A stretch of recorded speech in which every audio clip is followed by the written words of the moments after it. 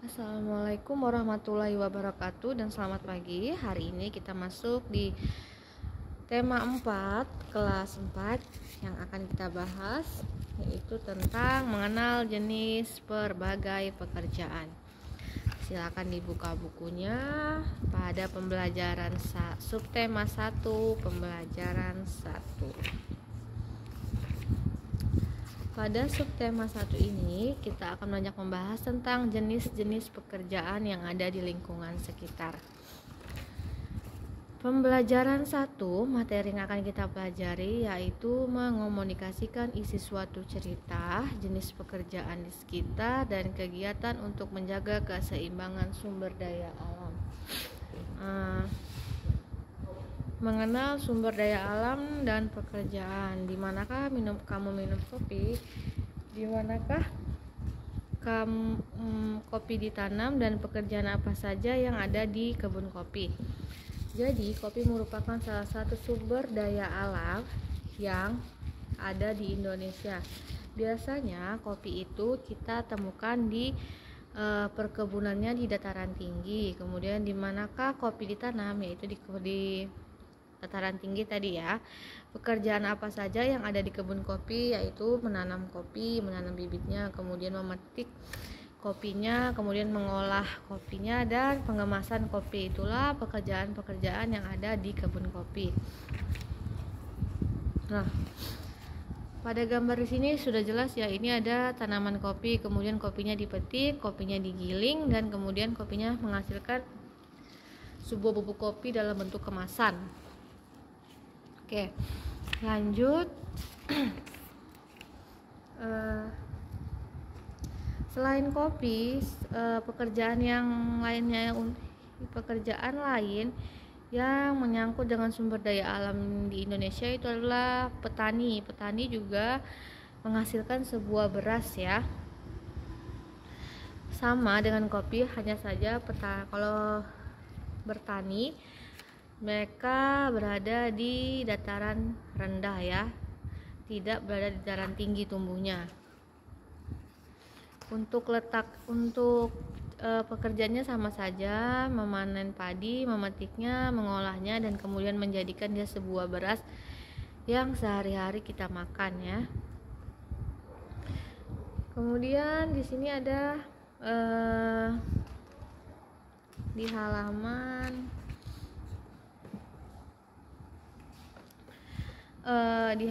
10 nanti ada tugas, yaitu mencocokkan atau menghubungkan antara gambar para pekerja dengan jenis makanan yang dihasilkan. Jadi tugas kalian silakan menghubungkannya langsung di buku. Kemudian di halaman selanjutnya, halaman 11, tabel 1.3, yaitu jenis-jenis pekerjaan.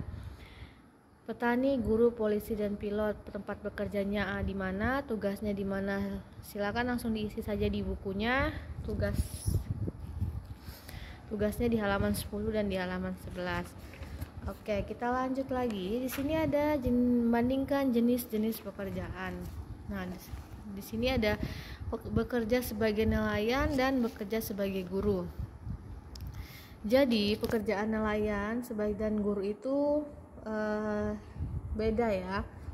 Bagaimana cara kita membedakannya, Bu? Di tabel titik 14 perbandingan pekerjaan nelayan dan guru, di mana tujuan bekerjanya untuk nelayan itu untuk mencari ikan, dan guru itu tujuan dia bekerja yaitu untuk membagi ilmunya. Kemudian tempat bekerjanya, kalau nelayan itu di lautan, dan kalau di guru itu tempat kerjanya di sekolah. Kendaraan atau sarana yang dipakai, jelas kalau nelayan menggunakan perahu ya, dan guru bisa menggunakan kendaraan motor atau mobil. Melalui jenjang pendidikan tinggi, kalau nelayan itu biasanya SMA, dan kalau guru itu harus sarjana atau S1. Menghasilkan barang dan jasa, kalau nelayan menghasilkan sebuah barang yaitu berupa ikan, dan kalau guru menghasilkan sebuah jasa yaitu ilmu. Melakukan pekerjaan dengan senang hati, ya guru juga melakukan pekerjaan dengan senang hati, begitupun juga nelayan. Nah, ini merupakan perbandingan antara pekerjaan guru dan pekerjaan nelayan. Jadi kalau dilihat dari tabelnya itu guru dan nelayan itu sama-sama imbang ya pekerjaannya, sama-sama menghasilkan, sama-sama bertujuan dan lain-lain. Nah, selanjutnya kita akan mempelajari tentang menjaga keseimbangan sumber daya alam atau SDA. Sumber daya alam merupakan segala sesuatu yang alami dan dapat digunakan untuk memenuhi kebutuhan manusia. Sumber daya alam terdiri dari komponen biotik yang meliputi hewan, tumbuhan, dan mikroorganisme.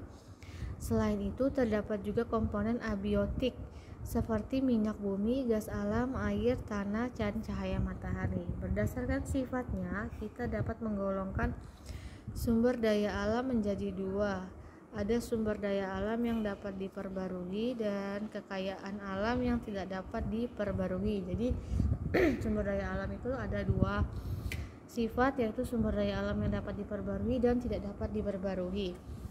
Yang pertama, kita akan membahas tentang sumber daya alam yang dapat diperbarui. SDA atau sumber daya alam yang dapat diperbarui yaitu kekayaan alam yang dimanfaatkan terus-menerus dan tersedia kembali dan tidak akan habis. Contohnya tanah, hutan, hewan, air, dan udara.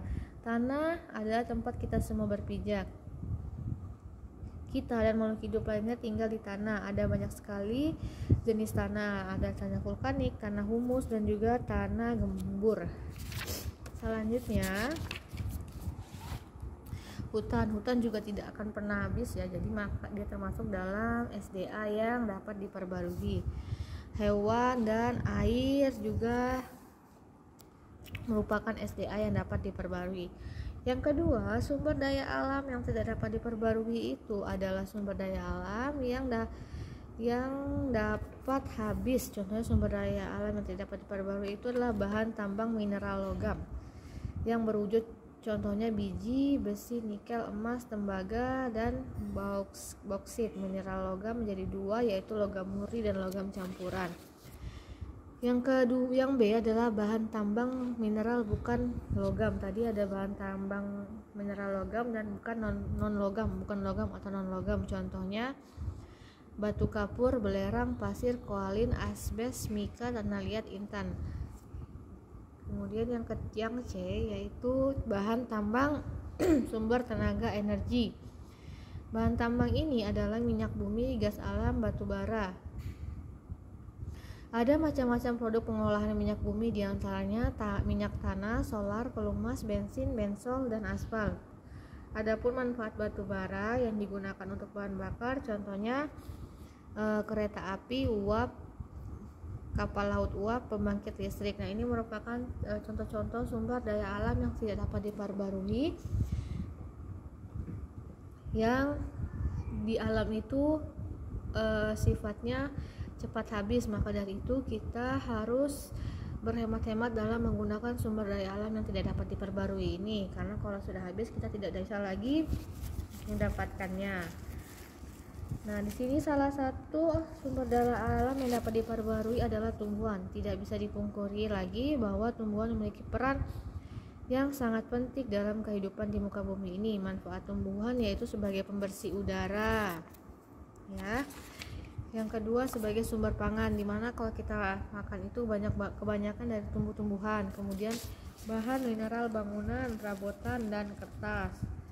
Kertas juga dari tumbuhan ya. Kemudian pembuatan nilai estetika, kayu-kayunya, batang-batangnya itu bisa dibuat sebagai rumah. Kemudian sebagai bahan pakaian. Kemudian sebagai bahan obat-obatan, yaitu obat-obat herbal. Dan juga sebagai bahan baku industri. Hewan, banyak sekali manfaat-manfaat hewan ya. Maka dari itu hewan merupakan sumber daya alam yang dapat diperbarui, karena meskipun kita pakai banyak dia tidak akan habis, karena nanti akan kembali lagi tumbuh dan tumbuh. Oke.